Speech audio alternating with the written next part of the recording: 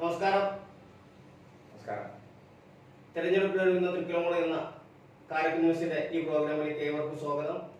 ഈ പ്രോഗ്രാമിൽ ഇന്ന് നമ്മൾ സംവദിക്കുന്നത് മുൻ ജില്ലാ പഞ്ചായത്ത് സ്റ്റാൻഡിംഗ് കമ്മിറ്റി ചെയർമാനും കോൺഗ്രസ് നേതാവുമായ പി സുധാകരൻ അവர்களാണ്. അദ്ദേഹത്തെ ഈ പരിപാടിയിലേക്ക് സ്വാഗതം ചെയ്യുന്നു. UDF ഒറ്റക്കെട്ടായി കണ്ടാണ് തൃക്കലമുള പഞ്ചായത്ത് തെരഞ്ഞെടുപ്പ് അല്ലെ?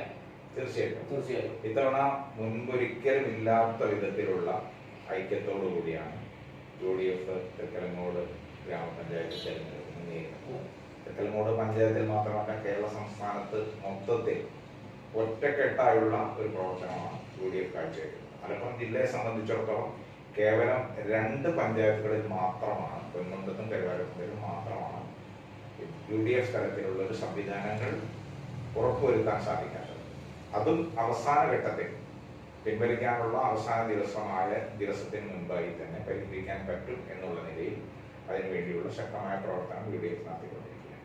തൃക്കലങ്ങോട് പഞ്ചായത്തിന് മറ്റുള്ള ലോകസഭ, നിയമസഭ, ജില്ലാ പഞ്ചായത്ത്, ബ്ലോക്ക് തലത്തിൽ ഇലക്ഷൻ എടുക്കുമ്പോൾ UDF മുമ്പിലെത്തുകയും കഴിഞ്ഞ 5 വർഷം നിങ്ങൾക്കറിയാം LDF ഭരണം, തൃക്കലങ്ങോട് പഞ്ചായത്തിന്റെ ഭരണം LDF പിടിച്ചെടുക്കുന്ന ഒരു സംവിധാനം ഉണ്ടായി. അതിനെ മറികടക്കാൻ ഈ തെരഞ്ഞെടുപ്പിൽ ഒരുങ്ങുമ്പോൾ എന്താണ് UDF മുന്നോട്ട് വെക്കുന്ന ഒരു ഫോർമുല? എന്താണ്? കഴിഞ്ഞ തവണത്തെ തിരഞ്ഞെടുപ്പിൽ കാലാകാലങ്ങളിൽ പല പാർട്ടികളിലും മുന്നണികളിലും ഉണ്ടാകുന്നത് പോലെ തൃക്കലങ്ങോട് പഞ്ചായത്തിലും UDF തലത്തിൽ ചില അഭിപ്രായ വ്യത്യാസങ്ങൾ ഉണ്ടായിരുന്നു. ചില സ്ഥാനാർത്ഥിത്വത്തെ സംബന്ധിച്ച് അതുപോലെ മറ്റു ചില കാര്യങ്ങളൊക്കെ വെച്ചുകൊണ്ടുള്ള അഭിപ്രായ വ്യത്യാസങ്ങൾ ഉണ്ടായിരുന്നു. ആ അഭിപ്രായ വ്യത്യാസങ്ങൾ പരിഹരിക്കുന്നതിന് വേണ്ടിയുള്ള ശക്തമായ പ്രവർത്തനം UDF നടത്തിയെങ്കിലും പരിപൂർണമായി ആ കാര്യത്തിൽ വിജയിക്കാൻ UDF-ന് കഴിഞ്ഞ തവണ സാധിച്ചില്ല. അതിന്റെ ഒരു പ്രതിഫലനം കൂടിയാണ് ആ തെരഞ്ഞെടുപ്പിൽ ഇടതുപക്ഷ ജനാധിപത്യ മുന്നണിയുടെ നേതൃത്വത്തിലുള്ള പഞ്ചായത്ത് ഭരണസമിതി അധികാരത്തിൽ വന്നത്. ആ തിരിച്ചറിവ് കൃത്യമായി ഉണ്ടായതുകൊണ്ടാണ് ഈ തവണത്തെ തെരഞ്ഞെടുപ്പിൽ അത്തരത്തിലുള്ള അഭിപ്രായ വ്യത്യാസങ്ങൾക്കൊന്നും യാതൊരു തരത്തിലുള്ള ഒരു പിന്തുണയും ലഭിക്കാത്ത വിധത്തിൽ, അല്ലെങ്കിൽ അത്തരത്തിലുള്ള പ്രശ്നങ്ങളൊന്നും ഉയർന്നു വരാത്ത വിധത്തിൽ എല്ലാ കാര്യങ്ങളും മലപ്പുറം ജില്ലയിൽ തന്നെ ഏറ്റവും ആദ്യമായി UDF സംവിധാനം തീരുമാനിച്ചത് തൃക്കലങ്ങോട് പഞ്ചായത്തിലാണ്. ഏറ്റവും ആദ്യമായി സ്ഥാനാർത്ഥി നിർണയം പൂർത്തീകരിച്ചത് തൃക്കലങ്ങോട് പഞ്ചായത്തിലാണ്. ഏറ്റവും ആദ്യം തെരഞ്ഞെടുപ്പ് പ്രവർത്തനങ്ങൾക്ക് തുടക്കം കുറിക്കാൻ സാധിച്ചതും വാർഡ് തലത്തിലുള്ള പ്രവർത്തനങ്ങളെല്ലാം 1ാം ഘട്ടം, ചില പ്രദേശങ്ങളിൽ 2ാം ഘട്ടവും പൂർത്തീകരിക്കാൻ സാധിച്ചതും തൃക്കലങ്ങോട് കണക്കിട്ടുറപ്പോടുകൂടിയാണ് ഇത്തവണത്തെ സംവിധാനങ്ങൾ മുന്നോട്ട് പോകുന്നത്. ഒരൊറ്റ കഴിഞ്ഞ കാലത്ത് UDF-മായി ബന്ധപ്പെട്ടിരുന്ന ഒരു നേതാക്കളും ഒരു പ്രവർത്തകനും പോലും ഈ തവണത്തെ തെരഞ്ഞെടുപ്പിൽ എന്തെങ്കിലും അഭിപ്രായ വ്യത്യാസത്തിന്റെ പേരിൽ മാറി നിൽക്കുന്നില്ല എന്ന് ഉറപ്പുവരുത്താൻ UDF-ന് സാധിച്ചു. അതൊക്കെ പറയുമ്പോഴും കഴിഞ്ഞ 5 വർഷം LDF വഹിക്കുമ്പോൾ അവർ മുന്നോട്ട് വെക്കുന്നത് വികസനമാണ്. അവർ ഒരുപാട് കാര്യങ്ങൾ പറയുന്നുണ്ട്. പകൽ വീട്, അതുപോലെ തന്നെ ബഡ്സ് സ്കൂള്, അതുപോലെ തന്നെ ഷോപ്പ് ആൻഡ് ഷോപ്പ്, ഇങ്ങനെ ഉള്ള ഒരുപാട് എണ്ണിയാൽ തീരാത്ത വികസന പ്രവർത്തനങ്ങൾ തന്നെ LDF ജനങ്ങൾ മുന്നോട്ട് വെക്കുന്നുണ്ട്. അത് എങ്ങനെ മറികടക്കാൻ സാധിക്കും? അത് മറികടക്കാൻ ഒരു പ്രചരണത്തിന്റെ ആവശ്യമില്ല. ഓരോ പദ്ധതികളെ കുറിച്ചും നമ്മൾ വിശകലനം ചെയ്താണ്. ഒന്ന് പകൽ വീട്, മന്ത്രി TP രാമകൃഷ്ണൻ വന്ന് ഉദ്ഘാടനം ചെയ്ത്, എന്റെ ഓർമ്മ ശരിയാണെങ്കിൽ TP രാമകൃഷ്ണൻ വന്ന് വലിയ ഒരു പ്രചരണം നൽകിക്കൊണ്ട് തുടക്കം കുറിച്ച പകൽ വീടിന്റെ സ്ഥിതി എന്താണ് നിങ്ങൾ അന്വേഷിക്കണം. പകൽ വീടിന്റെ ഉദ്ഘാടന ചടങ്ങിന് വേണ്ടി ചിലവഴിച്ച തുക ഖജനാവിൽ നിന്നും അല്ലെങ്കിൽ പഞ്ചായത്തിന്റെ കയ്യിൽ നിന്നും പോയി എന്നുള്ളതല്ല. അത് എന്താണ് ഗുണം? പകൽ വീട് പ്രവർത്തിക്കുന്നുണ്ടോ?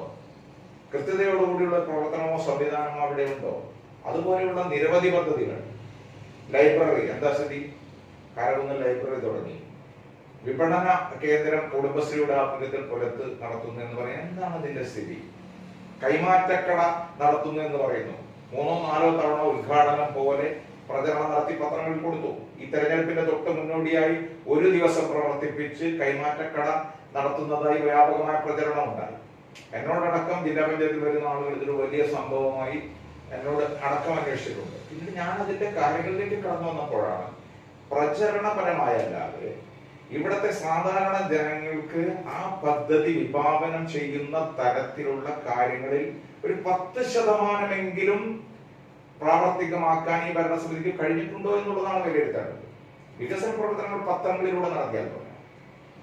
പത്രങ്ങളിലൂടെയല്ല, ജനങ്ങൾക്ക് എത്തുന്ന വികസന പദ്ധതികൾ എന്തുണ്ടായിട്ടുണ്ട് അത് ചോദിച്ചാൽ അവർക്ക് മറുപടിയില്ല. അത് ഓരോ പദ്ധതികൾ എടുത്തു നോക്കിയാലും കൃത്യമായി നമുക്ക് മനസ്സിലാക്കാൻ വേണ്ടി സാധിക്കും. ആത്മാർത്ഥതയോടുകൂടിയുള്ള ഒരു പ്രവർത്തനം, പ്രചരണപരമായല്ലാതെ തൃക്കലങ്ങോട് പഞ്ചായത്ത് ഭരണസമിതി ഇന്ന കാര്യങ്ങൾ ചെയ്തു എന്ന് പത്രങ്ങളിൽ കഴിഞ്ഞ കാലത്ത് വന്ന വാർത്തയുടെ കട്ടിംഗ് എടുത്തു വെച്ചാൽ അതിലൊരു ഏറ്റവും ചുരുങ്ങിയത് 75% പ്രവർത്തനരഹിതമാണ്. ഉദ്ഘാടനത്തോടനുബന്ധിച്ചുള്ള വാർത്തകളല്ലാതെ പിന്നീട് അതിനെ സംബന്ധിച്ചുള്ള കൃത്യമായ ഒരു പിന്തുടർച്ച ഈ ഭരണസമിതിയുടെ ഭാഗത്തുനിന്ന് ഉണ്ടായിട്ടില്ല എന്നുള്ളത് ആർക്കും അന്വേഷിച്ചാൽ അറിയാവുന്നതാണ്. ജനങ്ങളുടെ മുന്നിൽ പൊളിയാൻ വേണ്ടി പോവുകയാണ്. മറ്റുള്ള കാര്യങ്ങൾ അതുപോലെ തന്നെ ഷോപ്പായാലും പിന്നെ പഞ്ചായത്തിലെ പ്രവർത്തനങ്ങൾ, പഞ്ചായത്തില് കഴിഞ്ഞ കാലത്ത് നമുക്ക് എല്ലാവർക്കും അനുഭവമുള്ള കാര്യങ്ങളാണ്. പഞ്ചായത്തിലേക്ക് കയറി ചെല്ലാൻ പറ്റാത്തൊരവസ്ഥയായിരുന്നു. അതൊക്കെ മാറ്റം വന്നു എന്ന് തന്നെയാണ് അവർ അവകാശപ്പെടുന്നത്.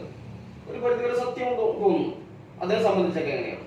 ഞാന് ഇടതുപക്ഷ ജനാധിപത്യ മുന്നണിയുടെ തൃക്കലങ്ങോട് ഗ്രാമപഞ്ചായത്ത് ഭരണത്തെ 100% അടച്ചാക്ഷേപിക്കാൻ വേണ്ടിയല്ല ഇവിടെ ഇരിക്കുന്നത്. ഒരു തെരഞ്ഞെടുപ്പിന്റെ മുന്നോടിയായിട്ടുള്ള ചോദ്യവും ഉത്തരവുമാണ് എന്നറിഞ്ഞുകൊണ്ട് തന്നെ ഞാൻ പറയും, ചില കാര്യങ്ങളിൽ അവർ ആത്മാർത്ഥമായ ഒരു ശ്രമം നടത്തി എന്നുള്ള തോന്നലുണ്ടാക്കാൻ സാധിക്കും. അത് കഴിഞ്ഞ കാലഘട്ടങ്ങളിലൊക്കെ പലപ്പോഴും UDF-നും LDF ഭരിച്ചിരുന്ന സമയത്തുണ്ടായിരുന്നതിനേക്കാൾ അന്നത്തെ തെറ്റുകൾ ഉൾക്കൊണ്ടുകൊണ്ട് മാറ്റം വരുത്താൻ UDF-നും സാധിച്ചിട്ടുണ്ട്. ഇത്തവണ ഏതെങ്കിലും തരത്തിൽ മുൻകാലങ്ങളിലെ പഞ്ചായത്ത് ഭരണസമിതികൾക്ക് അനുവർത്തിക്കാൻ പറ്റാത്ത വിധത്തിലുള്ള എന്തെങ്കിലും മാറ്റങ്ങൾ ഈ പഞ്ചായത്ത് ഭരണസമിതി, അത് LDF ആണെന്ന് നമ്മൾ നോക്കേണ്ടതില്ല, അങ്ങനെ ഉണ്ടെങ്കിൽ അതുകൂടി നമ്മൾ ഉൾക്കൊണ്ടുകൊണ്ടുള്ള പ്രവർത്തനമാണ് നമ്മൾ വിഭാവനം ചെയ്യുന്നത്. അല്ലാതെ അടച്ച് ഇടതുപക്ഷം വലതുപക്ഷം എന്നുള്ള നിലയിലുള്ള ഒരു കാഴ്ചപ്പാടോടുകൂടിയല്ല നമ്മൾ സംസാരിക്കുന്നത്. നമ്മളെ സംബന്ധിച്ചിടത്തോളം ത്രിതല പഞ്ചായത്ത് തെരഞ്ഞെടുപ്പ് കഴിഞ്ഞാൽ നമ്മളുടെ നാടിന് പറ്റുന്ന വികസന പ്രവർത്തനങ്ങൾ കൊണ്ടുവരാൻ ഉതകുന്ന തരത്തിലുള്ള ഒരു ഭരണം വേണം. ആ ഭരണ സംവിധാനത്തിന് വേണ്ടിയുള്ള പ്രവർത്തനമാണ് നമ്മൾ നടത്തുന്നത്. അതിൽ കഴിഞ്ഞ കാലത്തെ പഞ്ചായത്ത് ഭരണസമിതിയുടെ ഭാഗത്ത് നിന്ന് സ്വീകരിക്കാവുന്ന കാര്യങ്ങളുണ്ടെങ്കിൽ അത് തീർച്ചയായും സ്വീകരിക്കും. അതിന് മുമ്പുള്ള ഭരണസമിതിക്ക്, UDF-ന്റെ ഭരണസമിതിക്ക് എന്തെങ്കിലും തെറ്റുകൾ പറ്റിയിട്ടുണ്ടെങ്കിൽ അത് തിരുത്തും. അങ്ങനെ മുന്നോട്ട് നീങ്ങും. ഇപ്പൊ തെരുവുകളൊക്കെ ആയാലും അതുപോലെ തന്നെ മാലിന്യ സംസ്കരണം, അപ്പോൾ നമ്മളൊക്കെ മനസ്സിലാക്കുന്നത് ജില്ലയിൽ തന്നെ ആദ്യമായിട്ടാണ് മാലിന്യ സംസ്കരണം ഒരു മാലിന്യമുക്ത പഞ്ചായത്തായിട്ട് പ്രഖ്യാപിക്കുന്ന ഒരവസ്ഥ. അത് കൃത്യമായി നടന്നു കൊണ്ടുപോയിട്ടുണ്ട് എന്ന് തന്നെയാണ് പ്രസിഡന്റും അതുപോലെ തന്നെ CPM-ന്റെ LDF-ന്റെ ആളുകൾ അവകാശപ്പെടുന്നത്. അതൊക്കെ ഒരു ജനങ്ങളുടെ മുമ്പിൽ എങ്ങനെ അതിനൊക്കെ മറികടക്കും? അതൊക്കെ ഒരു പോസിറ്റീവായി തന്നെ ജനങ്ങൾ കാണുന്നു. ജനങ്ങൾ ആദ്യഘട്ടത്തിൽ അതിനൊരു വലിയ പിന്തുണയോടുകൂടിയാണ് കൊടുത്തത്. അതിന് മറ്റു വിശദാംശങ്ങളിലേക്ക് ഞാൻ കടക്കുന്നില്ല, കാരണം അത് പറയുമ്പോൾ വേറൊരു തലത്തിൽ തോന്നരുത് എന്നുള്ളൂ. നിറവ് എന്ന് പറയുന്ന ഒരു സംഘടനയെ ഈ പ്രവർത്തനം ഏൽപ്പിച്ചു കൊടുത്തതിന് ശേഷം ഓരോ വീടുകളിൽ നിന്നും ഒരു നിശ്ചിത തുക സമാഹരിച്ച് ഓരോ വാർഡുകളിൽ നിന്നും ഭീമമായ തുക, അതായത് ഭീമമായ തുക എന്ന് ഞാൻ പറയുന്നത് ചിലവാകുന്ന തുകയും അതിനുവേണ്ടി സമാഹരിക്കപ്പെടുന്ന തുകയും തമ്മിലുള്ള അന്തരം ഇവിടുത്തെ വീട്ടുകാർക്ക് അവകാശപ്പെട്ടതല്ല. അതൊരിക്കലും ഒരു സന്നദ്ധ സംഘടനയ്ക്കോ അല്ലെങ്കിൽ വേറെ ഏതെങ്കിലും ഏജൻസികൾക്കോ കൈമാറേണ്ടതുണ്ട്. അതിലൊരു കൃത്യമായ സുതാര്യത അതിൽ വന്നിട്ടില്ല എന്നുള്ളത് തന്നെയാണ്. നമ്മൾ നിറവ് ട്രസ്റ്റിന്റെ അല്ലെങ്കിൽ ആ സംഘടനയോട് ഏൽപ്പിച്ച കാര്യങ്ങൾ അതിന്റെ നേർപകുതി തുകയ്ക്ക് നടപ്പിൽ വരുത്താവുന്ന സംവിധാനം ഇവിടെ ഉണ്ടായിരുന്നു. എങ്കിൽ പോലും ആദ്യഘട്ടത്തിൽ കുറച്ച് പൈസ സാധാരണക്കാരായ ആളുകൾ, കുറച്ച് പൈസയല്ല, ഈ ഇത്രയും വീടുകളിൽ നിന്നും ഒരു നേരിയ തുകയാണെങ്കിലും സമാഹരിക്കപ്പെടുന്നത് വലിയ തുകയായി തന്നെ വരും. അത്രയും തുക സമാഹരിക്കപ്പെടുന്ന വിധത്തിലുള്ള ഒരു കാര്യം ഉണ്ടായിരുന്നു. ആദ്യഘട്ടത്തിൽ നമ്മൾ അതിനെ അപ്രീഷിയേറ്റ് ചെയ്ത, ഇവിടെ നിന്ന് കൊണ്ടുപോയി അന്യ സംസ്ഥാനങ്ങളിൽ കൊണ്ടുപോയി റീസൈക്കിൾ ചെയ്ത് അവർ ഉപയോഗിക്കുക എന്നാ പറഞ്ഞത്. പക്ഷെ രണ്ടാം ഘട്ടമൊക്കെ എന്താ സ്ഥിതി? ഇപ്പൊ നിങ്ങൾ ആദ്യഘട്ടത്തിൽ കൊടുത്തിരുന്നത് പോലെയുള്ള മാലിന്യങ്ങൾ ശേഖരിക്കുന്നുണ്ടോ, സംസ്കരിക്കുന്നുണ്ടോ? അങ്ങനെയൊന്നുമില്ല. ഇപ്പൊ ശേഖരിക്കുന്നത് അക്രിക്കടകളിൽ കൊണ്ടുപോയി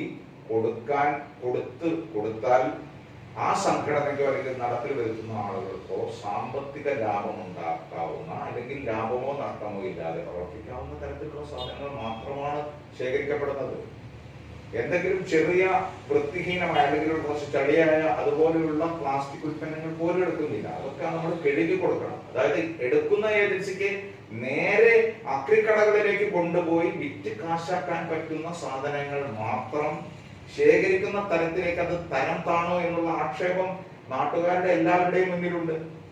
അത് അന്വേഷിച്ചാൽ മനസ്സിലാക്കാൻ സാധിക്കും. അങ്ങനെ അഴിമതി നടന്നിട്ടുണ്ടോ അതിനെ സംബന്ധിച്ച് അത് ഞാൻ അതിനെ കുറിച്ച് അങ്ങനെ കൃത്യമായി അറിവില്ലാത്തതുകൊണ്ട് ഞാൻ പറയുന്നില്ല. അന്ന് കേട്ടിരുന്ന ഉപശാലകളിൽ കേട്ടിരുന്ന വാർത്തകളൊക്കെ സങ്കടകരമായി.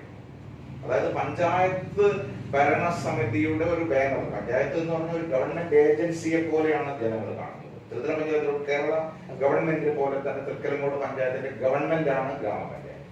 ആ ഗ്രാമപഞ്ചായത്ത് ഇത്തരത്തിലുള്ള ഒരു തീരുമാനമെടുത്ത് സാമ്പത്തികമായി ജനങ്ങളിൽ നിന്നും ഒരു സാമ്പത്തിക സ്വരൂപണം നടത്തുന്ന ഒരു സാഹചര്യം ഉണ്ടായപ്പോൾ അതിനെക്കുറിച്ച് അന്വേഷിച്ച് ചെന്നപ്പോ പഞ്ചായത്ത് ഭരണസമിതിക്ക് ഒരു ഉത്തരവാദിത്വവും ഇല്ലാത്ത തരത്തിലാണ് അതിന്റെ ഫണ്ടിങ് ഉൾപ്പെടെയുള്ള കാര്യങ്ങൾ, രജിസ്ട്രേഷൻ ഉൾപ്പെടെയുള്ള കാര്യങ്ങൾ ചെയ്തിട്ടുള്ളത്. പഞ്ചായത്ത് ഭരണസമിതി എന്തെങ്കിലും പൈസ വാങ്ങിയിട്ടുണ്ടോ? പഞ്ചായത്ത് ഭരണസമിതി എന്തെങ്കിലും തുക അതിൽ ചെലവഴിച്ചിട്ടുണ്ടോ? ഇല്ല. അതൊക്കെ വ്യക്തമായ രാഷ്ട്രീയ ലക്ഷ്യങ്ങൾ കൂടി വെച്ചുകൊണ്ട്, മറ്റു ലക്ഷ്യങ്ങൾ കൂടി വെച്ചുകൊണ്ട്, അഴിമതി എന്ന് ഞാൻ പറയുന്നില്ല എങ്കിൽ പോലും അതിലൊക്കെ സുതാര്യതയുടെ കുറവുണ്ടായിരുന്നു. മറ്റൊരു സംവിധാനത്തെ ഏൽപ്പിച്ചു കൊടുക്കുകയാണെങ്കിൽ അതൊരു സോഷ്യൽ ഓഡിറ്റിങ്ങിനെങ്കിലും വിധേയമാകേണ്ടതാണ്.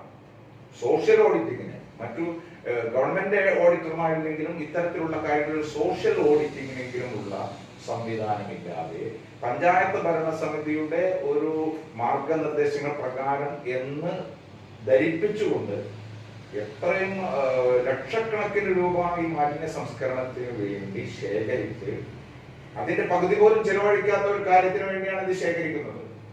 അപ്പൊ അതിന്റെ മറ്റു കാര്യങ്ങൾ എങ്ങനെ വിനിയോഗിച്ചു എന്ന് അറിയാത്തത് കൊണ്ട് അറിയാത്ത കാര്യങ്ങൾ നമ്മൾ ഇങ്ങനെ ഒരു ചാനലിലൂടെ തെറ്റിദ്ധരിപ്പിക്കുന്നത് ശരിയല്ല എന്നുള്ളത് അതെനിക്കറിയില്ല. എങ്കിലും സുതാര്യതയുടെ കുറവ് അതിൽ വ്യക്തമായി ഉണ്ടായിരുന്നു എന്നുള്ള ആക്ഷേപം ഇവിടുത്തെ സാധാരണക്കാരായ ജനങ്ങളിൽ നിന്നും പലരിൽ നിന്നും കേൾക്കാനുള്ള അവസരം ഉണ്ടായിരുന്നു. അതുപോലെ തന്നെ കഴിഞ്ഞ ഭരണസമിതിയുടെ കാലത്ത് ഒരുപാട് ആക്ഷേപമുണ്ട്, അതിന് പ്രതിരോധമുണ്ട്. ആക്ഷേപം മെയിനായിട്ടുള്ള ആക്ഷേപം എന്ന് വെച്ചാൽ പിന്നെ UDF പറയുന്നത് 1000-ഓളം വീട് നൽകിയെന്നാണ്. ഈ ഭരണസമിതി അത്രത്തോളം വീട് നൽകിയിട്ടില്ലെങ്കിലും പ്രസിഡന്റിന്റെ അതുപോലെ തന്നെ പിന്നെ LDF ഭരണസമിതി ആളുകളും 150-200-ഓളം വീടുകൾ അഗ്രിമെന്റ് അടക്കം പൂർത്തിയാക്കി നൽകിയെന്നാണ്. അതിനെ സംബന്ധിച്ച് പറയുന്നതാണ്. ഇതിനെ സംബന്ധിച്ച് ഇത്തവണ ഇടതുപക്ഷ ജനാധിപത്യ മുന്നണി ഗവൺമെന്റിന്റെ നയം തന്നെ ചെറിയ കാര്യങ്ങൾ ചെയ്താലും അത് വലുതായി ജനങ്ങളിലേക്ക് എത്തിക്കുകയാണ്. 4 മിഷനുകൾ പദ്ധതി, അതിലൊരു സുപ്രധാന മിഷനായി അവർ പ്രഖ്യാപിച്ചിരുന്ന ലൈഫ് മിഷൻ പദ്ധതിയാണ്. എന്താണ് ലൈഫ് മിഷൻ? ലൈഫ് മിഷൻ പദ്ധതി എന്ന് പറഞ്ഞാൽ മുൻകാലങ്ങളിൽ കേന്ദ്ര സംസ്ഥാന ഗവൺമെന്റുകളുടെ വിവിധ ഏജൻസികൾ മുഖേന നമ്മുടെ നാട്ടിലെ ഭവനമില്ലാത്ത ആളുകൾക്ക് വീടുകൾ നൽകുന്നതിന് വേണ്ടിയുള്ള പദ്ധതികൾ ഒരു കുടക്കീഴിൽ കൊണ്ടുവന്നുകൊണ്ട് എല്ലാ ഫണ്ടുകളും, അതായത് എല്ലാതും ഒരുമിച്ചൊരു കുടക്കീഴിലാക്കി 5 വർഷക്കാലം കൊണ്ട് കേരള സംസ്ഥാനത്തിലുള്ള വീടില്ലാത്ത മുഴുവൻ ആളുകൾക്കും വീട്, സ്ഥലമില്ലാത്ത ആളുകൾക്ക് സ്ഥലവും വീടും. സ്ഥലമില്ലാത്തെന്ന് പറയുമ്പോൾ അത് പ്രത്യേകം പറയാനുണ്ട്. അഥവാ സ്ഥലമില്ലാത്ത ആളുകൾക്ക് സ്ഥലം വാങ്ങിച്ചു കൊടുക്കുന്ന സംവിധാനം, അതുപോലെ തന്നെ വൈസ് പ്രസിഡന്റ് നൽകിയ 50 സെന്റ് സ്ഥലത്തിൽ ഫ്ലാറ്റ് നിർമ്മിച്ചുള്ള സ്ഥലവും വീടും നിർമ്മിക്കാൻ സ്ഥലം വാങ്ങാനും വീട് നിർമ്മിക്കാൻ കഴിയാത്ത ആളുകൾക്ക് ഒരു പ്രത്യേക ഫ്ലാറ്റ് സമുച്ചയം തന്നെ വൈസ് പ്രസിഡന്റ് നൽകിയ സ്ഥലത്ത് നിർമ്മാണം നടക്കുന്നുണ്ട്. അത് അവരുടെ മുൻപന്തിയിൽ തന്നെ അവരുടെ തെരഞ്ഞെടുപ്പ് പ്രചരണത്തിന് മുൻപന്തിയിൽ അവർ കൊണ്ടുവരുന്നുണ്ട്. അതിനെ സംബന്ധിച്ചൊക്കെ അതാണ് ഞാൻ പറഞ്ഞു വന്നത് പൂർത്തീകരിക്കാനുള്ള ഒരു അവസരം. അതായത് അങ്ങനെ വീടില്ലാത്തവർക്ക് വീട്, സ്ഥലമില്ലാത്തവർക്ക് സ്ഥലം, അതിൽ വീട്, അങ്ങനെ വീടും സ്ഥലവും ഇല്ലാത്ത ആളുകൾക്ക് സ്ഥലങ്ങൾ ഏറ്റെടുത്തുകൊണ്ട് ഭവന സമുച്ചയങ്ങൾ നൽകിക്കൊണ്ട് 5 വർഷക്കാലം കൊണ്ട് ഭവനരഹിതരില്ലാത്ത കേരളം എന്നുള്ളതായിരുന്നു ആ മിഷൻ. മൊത്തത്തിൽ കേരള സംസ്ഥാനത്ത് UDF-ന്റെ നേതൃത്വത്തിലുള്ള ഗവൺമെന്റ് ഉണ്ടായിരുന്ന കാലഘട്ടത്തിൽ കൊടുത്തതിന്റെ പകുതി ആളുകൾക്ക് മാത്രമേ വീടുകൾ സംസ്ഥാന അടിസ്ഥാനത്തിൽ കൊടുക്കാൻ സാധിച്ചു. അത് ഏതൊരു കണക്ക് നോക്കി 2.25 ലക്ഷം, ഏകദേശം 10-40,000 വീടുകൾ UDF ഭരണകാലത്ത് തുടങ്ങി വെച്ചത് ഉൾപ്പെടെ 2.25 ലക്ഷം വീടുകളാണ്. പക്ഷെ ഇവർ നടത്തിയ കാര്യങ്ങളിൽ മാറ്റമുണ്ട്. UDF ഭരിച്ചിരുന്ന അവസരത്തിൽ നമ്മൾ ഇതൊന്നും പ്രചരണായുധമാക്കിയിരുന്നില്ല.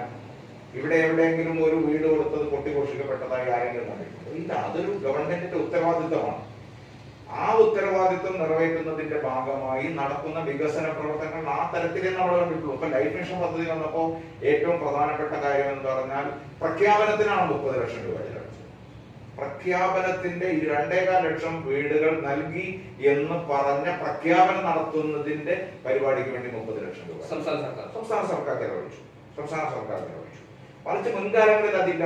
ഈ ഗുണഭോക്താക്കളെ മുഴുവൻ വിളിച്ചു കൂട്ടിക്കൊണ്ട് പാവപ്പെട്ട ആളുകൾ അവരെയൊക്കെ ഒരേ സ്ഥലത്ത് വിളിച്ചു കൂട്ടിക്കൊണ്ട് 10% ആളെ കൂട്ടിക്കൊണ്ട് വലിയ ഉദ്ഘാടന മാമാങ്കങ്ങളാണ് അതിൽ നടത്തിയത്.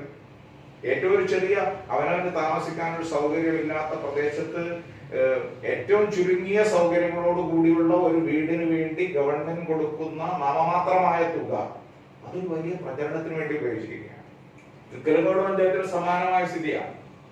ഞാന് ഈ ഭരണസമിതിയോട് ചോദിക്കുന്നു, UDFന്റെ 5 വർഷക്കാലത്തെ ഭരണസമിതിയുടെ കാലഘട്ടത്തിൽ കൊടുത്തതിന്റെ എത്ര ശതമാനം വീടുകൾ ഈ ഭരണസമിതിക്ക് കൊടുക്കാൻ സാധിക്കുന്നുണ്ട്? ഞാൻ പറയുന്നു 10%. അല്ലാതെ കൃത്യമായ ഒരു കണക്ക് പറയുന്നുണ്ട്. അഥവാ കഴിഞ്ഞ ഭരണസമിതി കൊടുത്ത പഞ്ചായത്ത് തനത് ഫണ്ടിൽ നിന്ന് നൽകിയ അത്രത്തോളം വീടുകൾ ഈ പ്രാവശ്യം കൊടുത്തിട്ടുണ്ട്. പിന്നെ അവർ പറയുന്നത് എന്താ വെച്ചാൽ കഴിഞ്ഞ ഭരണസമിതിയുടെ കാലത്ത് കേന്ദ്ര അഥവാ AY പ്രധാനമന്ത്രിയുടെ ഫണ്ടിൽ നിന്നൊക്കെ ലഭിക്കാവുന്ന ഫണ്ടുകൾ ബ്ലോക്ക് മുഖേന ലഭിച്ചിരുന്നു. ആ ഫണ്ടുകളാണ്, ആ വീടുകളാണ് അതിന്റെ എണ്ണം കൂടുതൽ കാണുന്നത്. അത് ഈ പ്രാവശ്യം 15-20 വീടുകൾ മാത്രമേ ലഭിച്ചിട്ടുള്ളൂ. 600ഓളം വീടുകൾ കഴിഞ്ഞ പ്രാവശ്യം ലഭിച്ചിട്ടുണ്ട് എന്നാണ് അവരുടെ വാദം. അതെന്തുകൊണ്ട്? എന്റെ ചോദ്യം അതാണ്.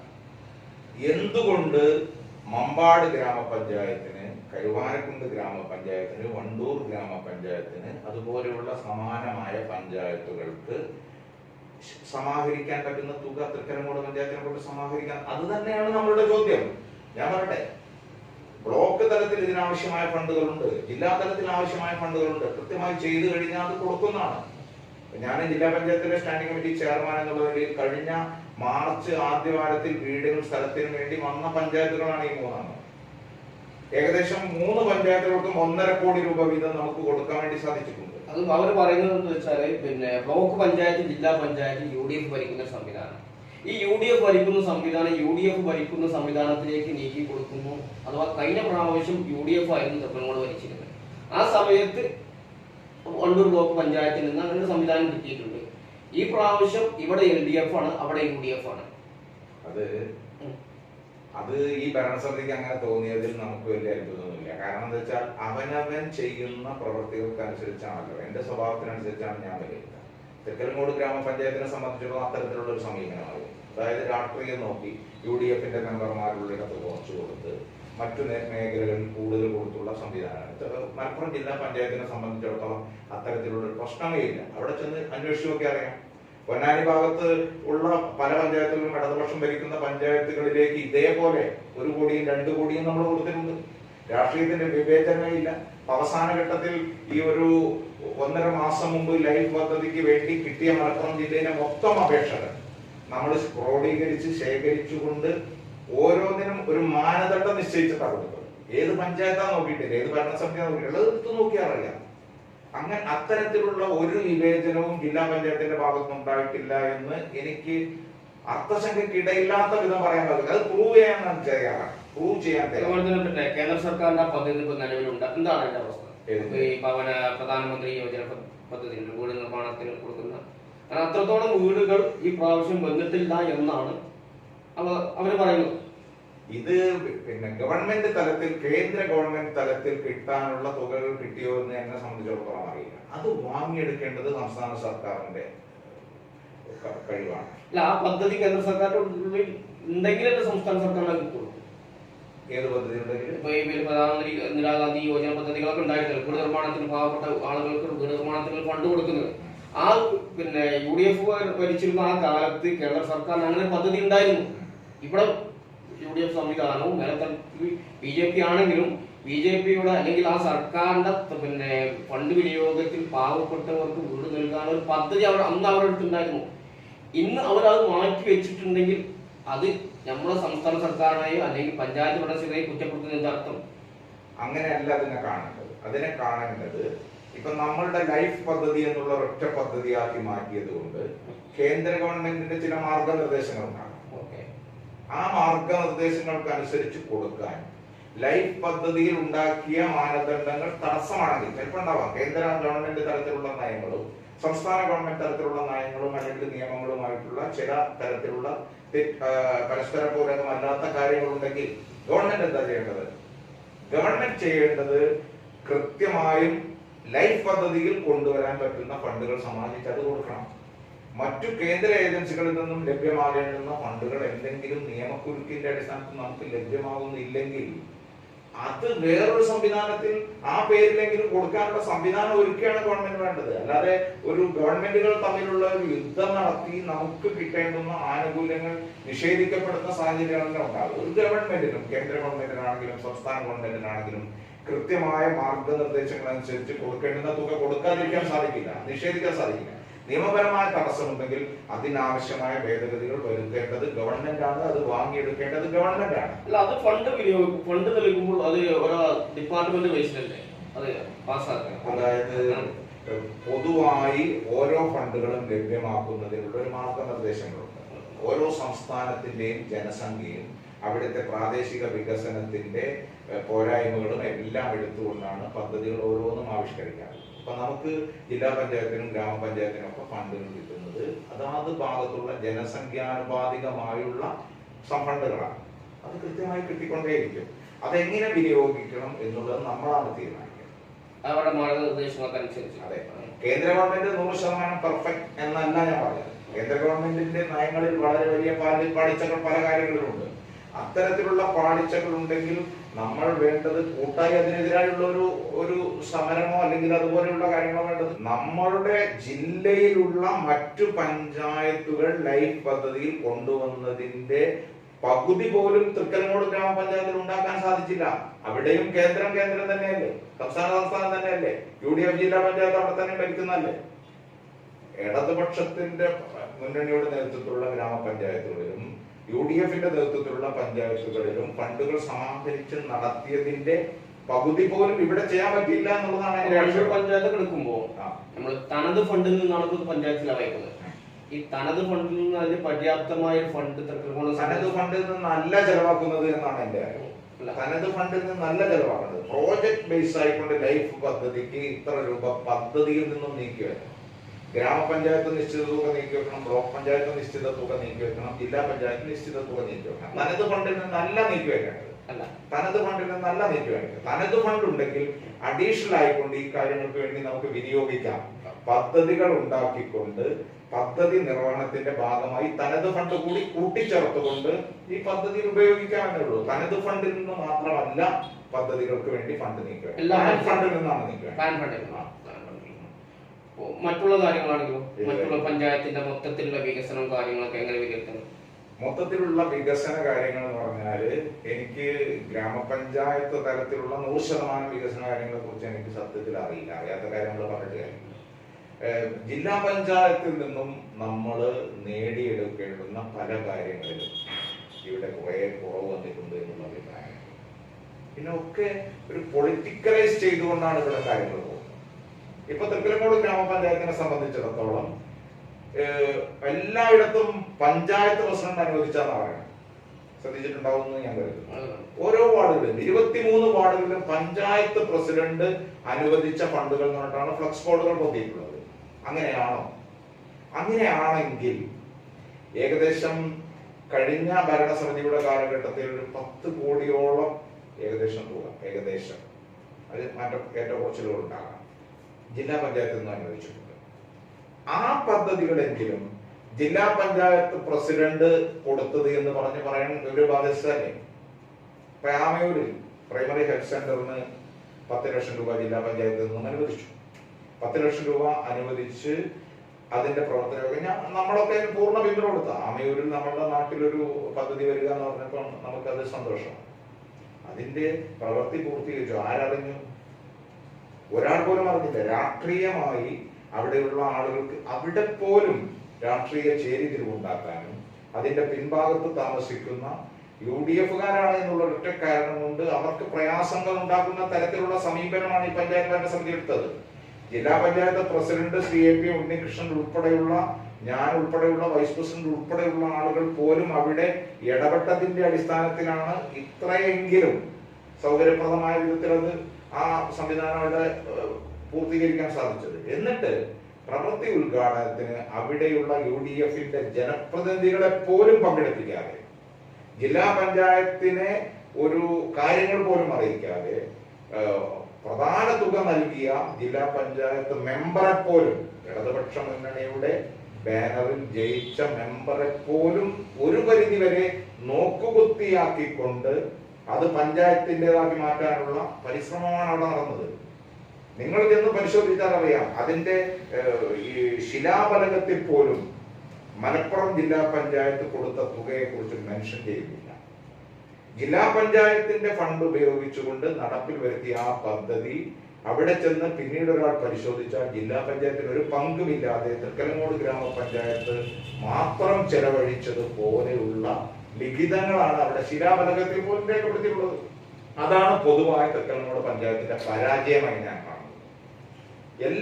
എല്ലാവരും കൂടി കൂട്ടായ്മയോടുകൂടി നടത്തേണ്ടുന്ന കാര്യങ്ങൾ ഞാൻ മാത്രം അല്ലെങ്കിൽ ഞങ്ങൾ മാത്രം എന്ന് പറഞ്ഞുകൊണ്ട് ഒരു ബാനറുകൾ ഉണ്ടാക്കാൻ വേണ്ടിയുള്ള ശ്രമമാണ് ഇടതുപക്ഷ മുന്നണി. അതൊന്നും ജനങ്ങളുടെ ഇടയിൽ വലിയ പോകില്ല. ആമയൂർ ചെന്ന് ചോദിച്ചാൽ ആമയൂർക്കാർക്ക് അറിയാം ഈ പ്രത്യേക ഫണ്ട് എങ്ങനെ വന്നു, എങ്ങനെയാണ് അത് പ്രാവർത്തികമാക്കിയത് എന്നറിയാം. ഓരോ പ്രദേശങ്ങളിലും അതാത് പ്രദേശങ്ങളിലുള്ള കാര്യങ്ങൾ അവിടുത്തെ നാട്ടുകാർക്ക് അറിയാം. അത് അവരെ തെറ്റിദ്ധരിപ്പിക്കാൻ നോക്കിയിട്ടോ അവരിൽ ഒരു തെറ്റിദ്ധാരണ ഉളവാക്കുന്ന തരത്തിലുള്ള ഒരു പ്രചരണം നടത്തിയത് കൊണ്ടോ മാത്രം ഒരു കാര്യവുമില്ല. ഇപ്പൊ നമ്മുടെ നാട്ടില് തൃക്കലങ്ങോട് പഞ്ചായത്ത് കുടിവെള്ളം രൂക്ഷമായി കൊണ്ടിരിക്കുകയാണ്. ആ കുടിവെള്ളത്തിന് പരിഹാരമായി സംസ്ഥാന സർക്കാരിന് തുക മാറ്റിവെച്ചു, അതിന്റെ പ്രവർത്തനങ്ങൾ പുരോഗമിക്കുന്നുണ്ട് എന്നവർ പറയും. അപ്പം ഇതുവരെ കാണാത്ത അത്ര ഒരു വികസന പ്രവർത്തനം തന്നെയാണ് തൃക്കലങ്ങോട് പഞ്ചായത്ത് കുടിവെള്ളം സംബന്ധിച്ച് വന്നിട്ടുള്ളത്. അതിനെ സംബന്ധിച്ച് അറിയാം, കഴിഞ്ഞ കാലം UDF സർക്കാർ ഉണ്ടായിരുന്നു. പഞ്ചായത്ത് തലത്തിലും സംസ്ഥാനത്തിലും ജില്ലാ തലത്തിലൊക്കെ UDF അതിനങ്ങനെ ശ്രമം നടത്തിയിട്ടുണ്ടോ ഇല്ല?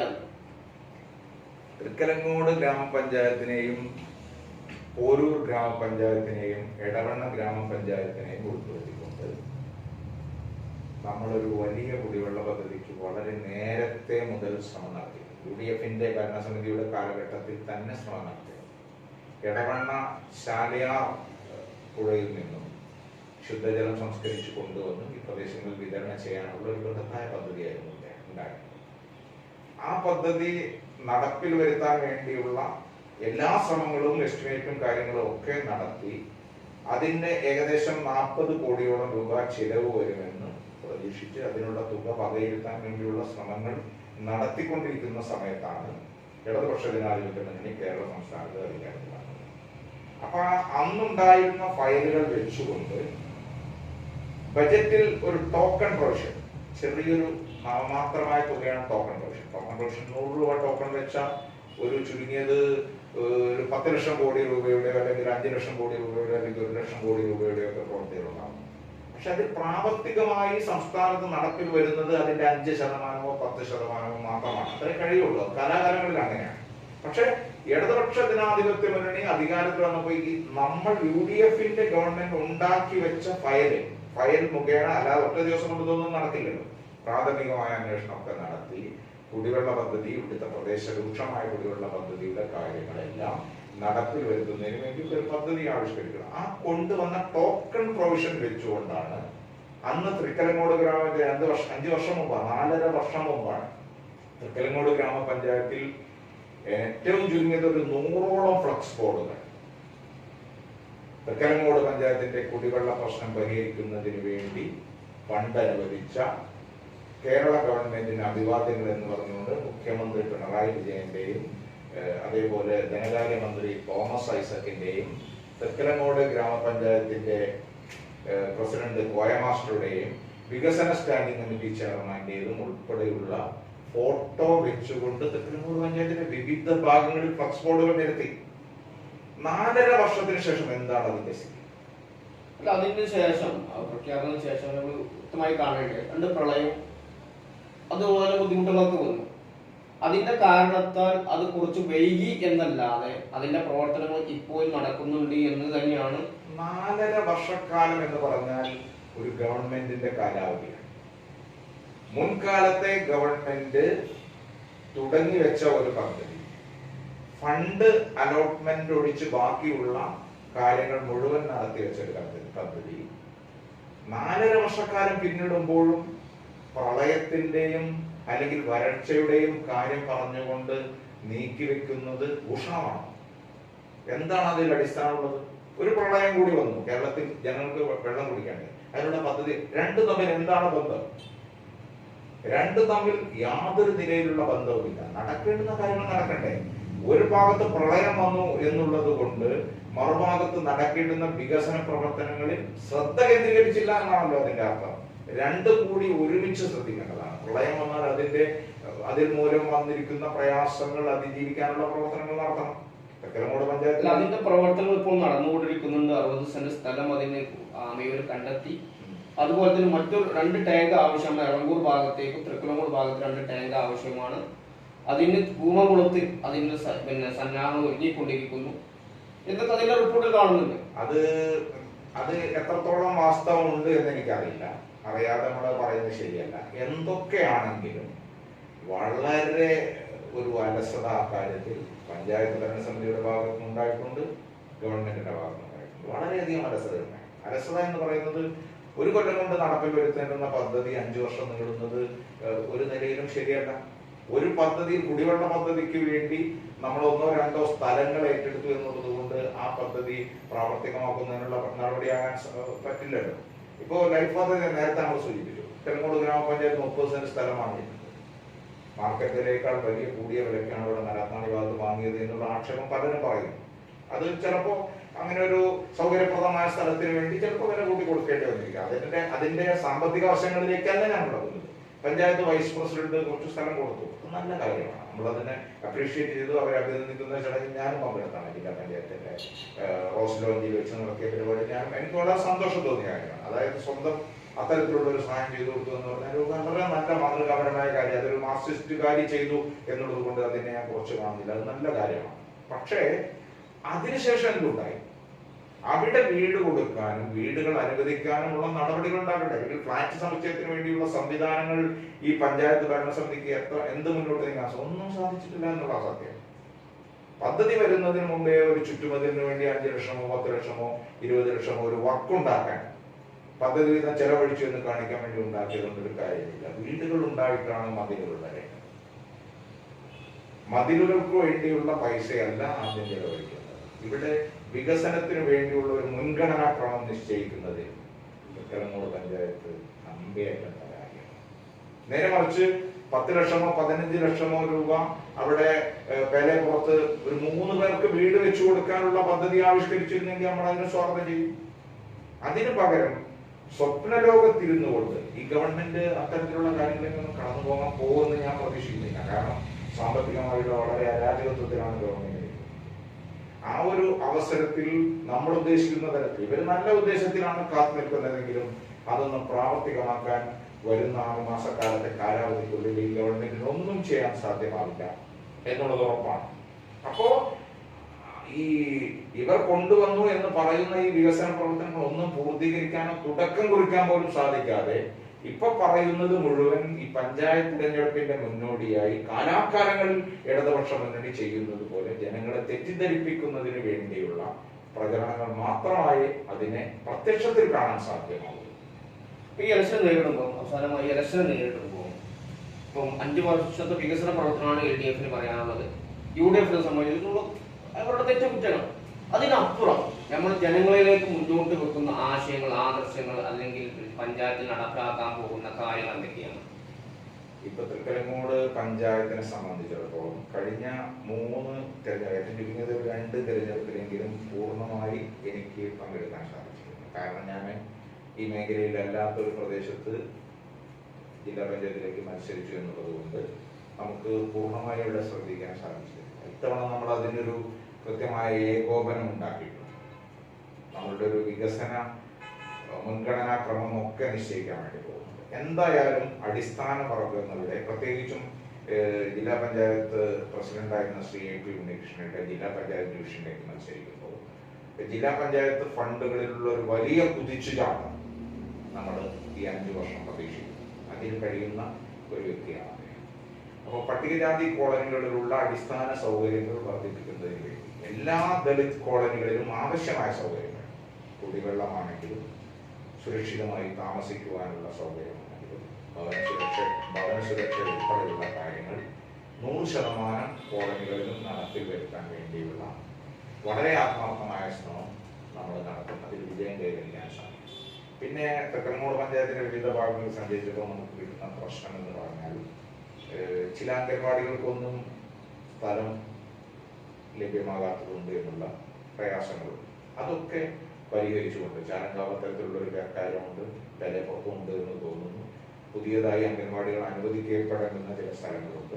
അപ്പോൾ ആ മേഖലയിലൊക്കെയുള്ള നല്ലൊരു പ്രവർത്തനം. പിന്നെ ഈ യുവജന മേഖലയിൽ എല്ലാ യുവജനങ്ങളും മറ്റെല്ലാ കാര്യങ്ങൾക്കും അവരുടെ തൊഴിൽ പ്രശ്നങ്ങളും മറ്റു തരത്തിലുള്ള പല പ്രശ്നങ്ങളും അവരുടെ മനസ്സിലുണ്ടെങ്കിലും അവരുടെയൊക്കെ മനസ്സിലുള്ള ഒരു വലിയ സ്വപ്നം തങ്ങളുടെ പ്രദേശങ്ങളിലൊക്കെ കളിക്കാൻ ഒരു കളിക്കളം വേണം എന്നുള്ള ഒരു താല്പര്യം പല ഭാഗങ്ങളിലും. അതിനൊരു വലിയ മുൻഗണന നമ്മൾ ഏറ്റവും ചുരുങ്ങിയത് നമ്മൾ 3 ജില്ലയിലുണ്ട്. കഴിഞ്ഞ തവണ ജില്ലാ പഞ്ചായത്തിൽ നിന്ന് ഞാൻ മുൻപിൽ കൈയെടുത്ത് ബ്ലോക്ക് പഞ്ചായത്തിൽ നിന്ന് 5 ലക്ഷം രൂപ ബ്ലോക്ക് മെമ്പർ ഷൈജൽ അടക്കം കൊടുത്തുകൊണ്ട് തൃക്കരങ്ങോട് ഗ്രാമപഞ്ചായത്തിൽ നിന്നും കോയമാസ്റ്ററും MP മുഹമ്മദും വളരെ താല്പര്യമെടുത്തുകൊണ്ട് നമ്മൾ നീലങ്കോട് ഒരു ഗ്രൗണ്ട് സാക്ഷാത്കരിച്ചു. അത് നല്ല രീതിയിൽ അതിന്റെ പ്രവൃത്തി പൂർത്തീകരിച്ച് രജിസ്ട്രേഷൻ കഴിഞ്ഞ് ആളുകൾ കളി തുടങ്ങിയിരിക്കുകയാണ്.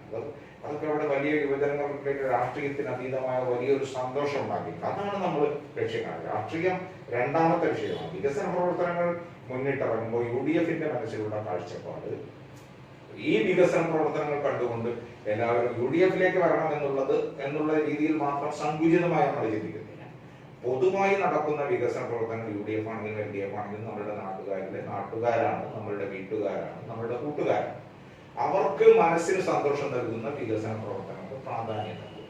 ഏറ്റവും ചുരുങ്ങിയത് പ്രധാനപ്പെട്ട കേന്ദ്രങ്ങളിലെങ്കിലും കളിസ്ഥലം ഉണ്ടാക്കാൻ വേണ്ടിയുള്ള എല്ലാ പ്രവർത്തനങ്ങളും UDF ചെയ്യും. പിന്നെ ഗതാഗത യോഗ്യമല്ലാതെ കിടക്കുന്ന ധാരാളം റോഡുകളുണ്ട്. ഉദാഹരണം ചെറുപള്ളിയിലേക്ക് പോകുന്ന റോഡ്, അതുപോലെ കുറെ റോഡുകളുണ്ട്. അപ്പൊ ചെറുപള്ളിയിലേക്ക് പോകുന്ന റോഡ് പറയുമ്പോൾ തന്നെ മരത്താണിയിൽ നിന്ന് കടങ്ങിലേക്ക് പോകുന്ന റോഡുണ്ട്. അതുപോലെ ഒരുപാട് റോഡുകളുണ്ട്. പിന്നെ UDF തലത്തിലും LDF തലത്തിലും അങ്ങോട്ടും ഇങ്ങോട്ടും വാഗ്ദങ്ങൾ നടക്കുന്ന സ്ഥലമാണ്. ഈ മരത്താണിയിൽ നിന്നും കിടങ്ങലിലേക്ക് പോകുന്ന റോഡ് എന്ന് പറഞ്ഞാൽ അത് വളരെ യാത്ര പോലും ദുസ്സഹമായിരിക്കുന്ന അവസരത്തിൽ ഞാൻ ബ്ലോക്ക് പഞ്ചായത്ത് മെമ്പറായിരിക്കുന്ന വൈസ് പ്രസിഡന്റ് ആയിരിക്കുന്ന അവസരത്തിലാണ് അത് ഗതാഗത യോഗ്യമാക്കിയത് തന്നെ. അപ്പൊ അതിനോട് എനിക്കൊരു വ്യക്തിപരമായ പ്രതിബദ്ധത കൂടിയുണ്ട്. അതുപോലെയുള്ള റോഡുകൾക്കൊക്കെ ഏറ്റവും പ്രയാസം അനുഭവിക്കുന്ന റോഡുകൾക്ക് റോഡ് മെയിൻ്റനൻസ് ഫണ്ടിൽ നിന്നും ജില്ലാ പഞ്ചായത്തിൽ നിന്ന് ആവശ്യമായ തുക അനുവദിക്കാൻ വേണ്ടി സാധിക്കും. എത്ര തുക വേണമെങ്കിലും നമുക്ക് അനുവദിക്കാൻ വേണ്ടി സാധിക്കും. ഏത് തെരഞ്ഞെടുപ്പ് വരുമ്പോഴും അല്ലെങ്കിൽ ഏത് തെരഞ്ഞെടുപ്പ് കഴിഞ്ഞ് ഏത് ഭരണസമിതി വന്നാലും അടിസ്ഥാനമായി താഴെ തട്ടിൽ നിൽക്കുന്ന ജനങ്ങൾക്ക് ലഭിക്കാവുന്ന പല കാര്യങ്ങളും ലഭിക്കുന്നില്ല എന്നൊരു പരാതി മൊത്തത്തിൽ ഇവിടെ എന്നല്ല, അത് ഇന്ത്യയിൽ മൊത്തത്തിൽ കേൾക്കുന്ന ഒരു പരാതിയാണ്. ആ പരാതിയെ എങ്ങനെ നേരിടാൻ കഴിയുന്നത്? ആ പരാതി പലപ്പോഴും സത്യമാണ്. കാരണം നമുക്ക് ലഭ്യമാകേണ്ടുന്ന അവകാശങ്ങളെ കുറിച്ചുള്ള ഒരു ബോധ്യമില്ലാത്ത ഒരു വലിയ തലമുറ നമ്മളുടെ താഴെയുണ്ട്. അത് സത്യമാണ്. എന്തൊക്കെ എനിക്ക് കിട്ടേണ്ടതുണ്ട്, എനിക്ക് അർഹതപ്പെട്ടത് എന്ത് എന്നറിയാത്ത കുറേയധികം പാവപ്പെട്ട ആളുകളുണ്ട്. നമ്മൾ ഇത്തവണ പഞ്ചായത്ത് തലത്തിൽ നേരത്തെ തീരുമാനിച്ച കാര്യം തന്നെ ഓരോ പഞ്ചായത്ത് വാർഡുകളിലും അവിടെ നടത്തേണ്ടുന്ന കാര്യങ്ങളെ കുറിച്ച് ഒരു UDF തലത്തിൽ ആദ്യഘട്ടത്തിലും പിന്നീട് എല്ലാവരെയും ഉൾക്കൊള്ളിച്ചുകൊണ്ടുമുള്ള ഒരു വികസന കാഴ്ചപ്പാടുണ്ടാക്കിക്കൊണ്ട് അവരുടെ മാർഗനിർദ്ദേശങ്ങൾ കൂടി ഉൾക്കൊള്ളിച്ചുകൊണ്ട് പ്രവർത്തനങ്ങൾ മുന്നോട്ട് കൊണ്ടുപോകണമെന്നാണ് ഉദ്ദേശിക്കുന്നത്. പറ്റുമെങ്കിൽ ഓരോ ഗ്രാമപഞ്ചായത്ത് വാർഡ് മെമ്പറുടെയും നേതൃത്വത്തിൽ ഓരോ പ്രദേശങ്ങളിലും ഇതുപോലെയുള്ള കാര്യങ്ങൾ കൃത്യമായി അറിയിക്കാനും അവർക്ക് ബന്ധപ്പെടാനുമുള്ള സൗകര്യം ഒരുക്കുന്ന തരത്തിലുള്ള ഒരു ഓഫീസ് സംവിധാനം ഉൾപ്പെടെ പഞ്ചായത്ത് ഭരണസമിതിയുടെ കൂടി സഹായത്തോടുകൂടി നമ്മൾ നടത്തി വരുത്തണമെന്ന് തീരുമാനിച്ചിട്ടുണ്ട്. അപ്പോൾ എന്ത് കാര്യങ്ങളുണ്ടെങ്കിലും നമ്മൾ സോഷ്യൽ മീഡിയ മുഖേന വിവരങ്ങൾ കൊടുത്തു കഴിഞ്ഞാൽ പഞ്ചായത്തുകളിലേക്ക് ആ വിവരം തേടി വരുന്നതിന് പകരം ഓരോ 23 വാർഡുകളിലും നമുക്ക് ആ വാർഡുകളിലുള്ള ആളുകൾക്ക് ബന്ധപ്പെടാവുന്ന തരത്തിലുള്ള ഒരു കേന്ദ്രങ്ങൾ നിർബന്ധമായും ഉണ്ടാക്കണം എന്ന് നമ്മൾ ആലോചിച്ചിട്ടുണ്ട്. അതോടുകൂടി ആ പ്രശ്നത്തിന് ഒരു പരിഹാരം കണ്ടെത്താൻ സാധിക്കും.